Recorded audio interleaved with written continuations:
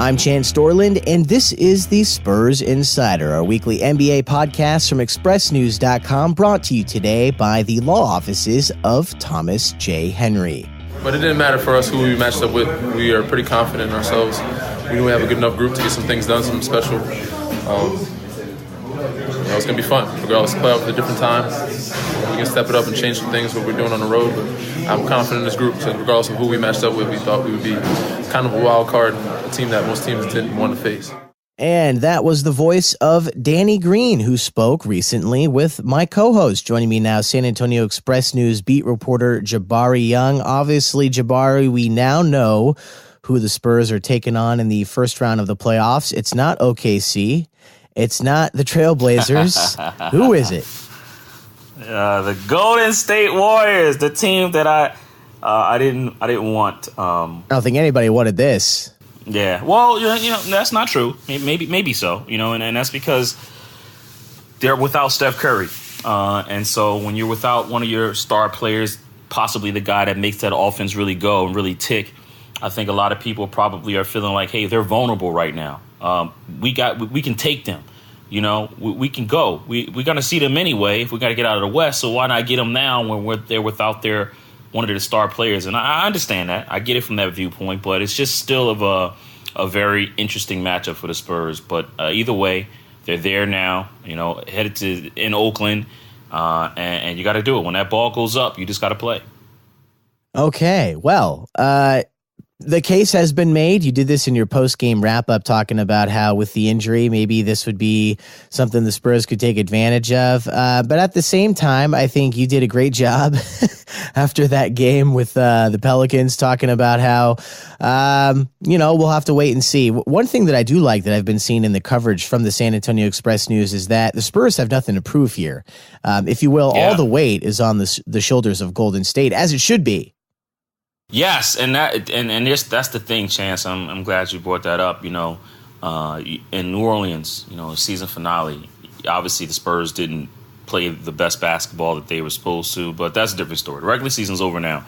But I like what LaMarcus Aldridge, and as you heard, Danny Green in that clip, I like their mindset of it. And you're absolutely right. They have nothing to prove. This is all on the Golden State Warriors. The Golden State Warriors are the defending champions. The Golden State Warriors have home court advantage. The Golden State Warriors come with a firepower in Kevin Durant and Klay Thompson, even Draymond Green, who's an all-star, Andre Iguodala, Sean Livingston, that bench, Nick Young, who can light up and hit threes. The Golden State Warriors have everything to lose here. The Spurs are coming into this thing with no pressure. They're obviously not favored in this series. People are not supposed to. They're not supposed to win. They're not even supposed to win a game. Some people probably thinking they're going to get swept.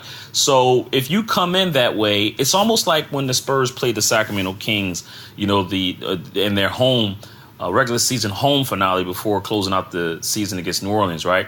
The Kings came in that game looking like a team that was just free. They're like, look, we going to Hawaii next week. We're going to be on the beach. We have nothing to prove here. Y'all got to beat us. We don't have to beat y'all. And they came in and look what the Kings did. The Kings were up by 14, 15 points, and they almost beat the Spurs because they were just playing so free, so loose. They weren't thinking. They were just saying, we're just going to come and hoop. We're going to come and play. And if y'all beat us, then it ain't no surprise because y'all supposed to. But if we beat y'all, then we put y'all on the ropes. And so I think that's how the Spurs got to play it. They got to play it the exact same way how the Kings played them. Free, not thinking too much, just going out and playing basketball. Now, that doesn't mean that you go out and you try to commit mistakes or you don't play like you know how to play basketball, but you just don't have to think this. It shouldn't be nothing on your mind because guess what? You're the team that's supposed to lose. So if you lose, it's no surprise. But if you win, then you set the mentality. You have the mental edge in this series. So let's say they go to Golden State and they win one of the two games on that home in Oracle Arena there. That means the Warriors got to come back to San Antonio tied 1-1. And that's not to panic, but all of a sudden the Spurs have a little bit of momentum because they're going on their home court now and they're more comfortable playing in their home court. They haven't won a road game since February when they beat the Cleveland Cavaliers. So obviously we think that they're going to go and maybe lose the first two. But if they win one, I think that's it makes you more even free now and it maybe put the Golden State Warriors on the ropes. Now, Jabari, you just mentioned surprises. At what point during this playoff series is Kawhi Leonard going to be lowered down from the rafters and then just start playing? I mean, is there any chance at all that we see him on the court? Or, I mean, like, what's going on with this? Yeah, it's at this point, it's not looking like it's something that's going to take place. You know, I mean, I think that he's still in New York. You know, I was able to, call around and speak in reference to him to try to find out if he was going to play in this series. And it's not looking like it's going to happen. I really don't think that that's the case. Now, I mean, obviously the Spurs have yet to list him out for the season. I don't know what's taking them so long. But like I said before, I think it's just a stare down. They're looking and saying, well, our doctors are saying you're ready. Your doctors are the ones saying you're not ready. But at this point, it's just too late. You're already in the playoffs. I mean, by this time next week, Chance, we might be doing our final wrap up for the Spurs if Golden State comes out and plays the way that they know how. So I don't think it's possible, and I don't really see it to be the case. I mean, it's just too late in the season. Now, if they get out of the first round and maybe they're throwing the Golden State Warriors, then maybe we start. But at this point, I just don't see why a guy would come back right now. He let him continue to rehab. And I know he's trying. I know he wants to. But if his doctors are telling him not yet, I think he has to go by their advice and not anybody else's. So as Steve Kerr said, when the Golden State Warriors practice on Thursday, they don't expect to see Kawhi Leonard. They're not preparing to see Kawhi Leonard. They don't think that he's going to play. I totally agree. I don't think that number 2 is going to be coming anywhere there. I don't expect him to be. I don't even expect him to be on a bench. When the Spurs come home to play the Golden State Warriors, because at that point I think it's too much of a distraction. So it is what it is. I mean, I think they gave it a go. We all thought he was going to be there. I thought he was going to be there. Kawhi Leonard thought he was going to be in, but his body says otherwise. And at the end of the day, you got to listen to your body. Now, something else, this was a great post-game wrap-up. It's available at expressnews.com. You can check it out. Well, thank you, man. I appreciate that. And something that you talked about, I think you said B-. Is that with the grade you gave for the season? Let's talk about the season. Obviously, some records not kept. Road games, for one, not very good. But they did make the playoffs this year. Let's talk about the grading. Are you still looking at that B-? Yes. And once you put the B- out there, right, you can't flip, right? You gotta keep it the way it is. Yes. And I say this, you go B- because listen, the Spurs, in a lot of ways, some people may look at this team and say they overachieved a bit, and maybe so. I mean, but listen, there's still veterans on this team that knows how to get it done. They still have one of the best power forwards in the game, in LaMarcus Aldridge. So you expect them to hold down the fort, But for the longest, for almost half the season, they held down that number 3 spot. They were there. And because they held down that number 3 spot, even without Kawhi Leonard, who made a brief appearance for 9 games, I think that has to be respected. I think the fact that they, were able to hold on and beat some of the superior teams like the OKC Thunder and the Houston Rockets and, even beating the Golden State Warriors when they were shorthanded, taking care of their own business, and staying alive in the playoff picture, I think that was big. They beat the Minnesota Timberwolves, on their home court. They beat the Pelicans, on their home court. So I think the fact that they were able to close it out down the stretch and win some of those games that they were, that looked like on paper they were going to lose, I think that was just, that was very. It was a good thing for them. They were able to stay in the playoff picture. So, and then you got to also applaud the young guys. I mean, Kyle Anderson, who had a phenomenal season. And I say again, if it's not for Victor Oladipo out in Indiana, he can run away with that, most improved player of the year. I mean, just a phenomenal year for a guy like Kyle Anderson, who I think finally has identified his place in the NBA. And they have, DeJounte Murray, right, comes in, takes over the starting point guard for Tony Parker at first when he was injured. And now, he is the man. He is the new starting point guard. And I think, he held down the fort and did a good job, a solid job. Some nights it's not all. He struggled and turned the ball over, may not hit a lot of shots, which I know that he's going to work on, but still did a pretty solid job. And then you got other young guys, Bryn Forbes, who had it not been for his performance against the Kings, they very well could have lost that game. So Davis Bertans.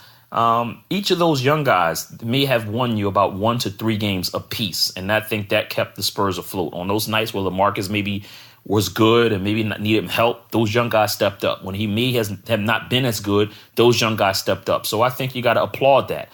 And the team stuck together. Pau Gasol, you got to applaud the fact that he was a professional in and out of the lineup. We all know he wants to start. You know, he was on this very podcast saying he would feel comfortable starting, right? But he still took on the role, still came in, did what he had to do, was a pro about it. And so I think that has to be applauded. And so you don't downgrade a team and give them a low grade because they're without their superstar player in Kawhi Leonard. No, you just look at the positives that they have. Now, with that said, I almost gave them a C+, but a B- because, like I said, they made it to the postseason for 21st consecutive season. But here's the reason why I couldn't go any higher than the B- and was on the verge of, C+, right? It's those games that you just had to win. Earlier in the season when you're down in Orlando, you got to win that game. I understand, okay, Victor Oladipo hits a shot lucky on you against the Pacers in Indiana, fine. But when the Pacers come here, you got to win that game on your home floor. You got to win it. Now, even if you get swept by the Pacers, okay, fine. They're a fifth seed in the East, okay? They're not a bad team. They're a respectable team. And, but you still have to beat the teams like the Los Angeles Lakers, who are young and they're dynamic, but you can't get swept by the Lakers. I mean, it's one thing to lose the first one on their home floor, but when they come here, you got them up. You can't let Lonzo Ball just stick you up. He had a shotgun to your back and said, give me what you got. And hitting threes all around the court. I mean, you got to win that game. You got to win the game against the Clippers in LA. You got to win the game against the against the Lakers in LA to make sure that you're solidified and clinch that playoff berth. You can't lose those games. And I think it's those losses. If you go back and look at the Spurs schedule and look at a bunch of losses on there on that schedule, you say, oh my God, if we just would have won this game, if we would have took care of business on our home court and won that game, we could have been sitting in a much better position. You may have held on to that third seed and not fell, and so, there's just certain games you have to win. A game against the Atlanta Hawks, they go down and they lose that game. You got to win that game, right? Even if Kawhi Leonard's not playing, you got to win that game. The Hawks stink. They stink. You got to win that game, And so it's those games, those little losses that's on the resume, the loss against the Detroit Pistons, and you got to win certain games on that schedule. So, and that's why you say B-, because if you just win 3 of those games, 4 of those games, you're in a different position in the playoffs. Maybe you're sitting at a 4 seed. Maybe you get to have home court advantage instead of starting it on the road as a 7 seed. So that's the reason why B-. But there are some positives and there are negatives in every single season. And obviously we know how the Spurs, we know the difficulties that they had to deal with, but it doesn't make a difference because everybody has to deal with difficulties in the NBA. I mean, listen, Chris Paul started the season off, on the injured list, after, playing against Golden State and the Rockets. It didn't toss them none. They still went out and took care of business. And I think if you're the Spurs, you had to do it consistently. And I think that's where it was. They didn't play as well on the road this year. So B-, and I think that's fair. And people may think it's too high or you may think it's too low, but I think B- is fair enough. All right. Yeah, I made the case. Yeah, it's damn shame those games that they lost that they shouldn't have lost. But it reminds me of kind of Popovich and what the Spurs did with Kawhi Leonard. It's like, bad situation, didn't help themselves from time to time. I think that would be like the slogan for this season. But hey, we're in the playoffs against Golden State. Right. This is our special episode, our two-parter, our second episode this week in preview of the playoffs, and they're coming up. So we'll talk again next week. Jabari, thanks as always for all the thoughts, and good luck, Spurs, against the Golden State Warriors. There we go, man. Let's get it started. Playoffs are here, man, and we'll see how they do.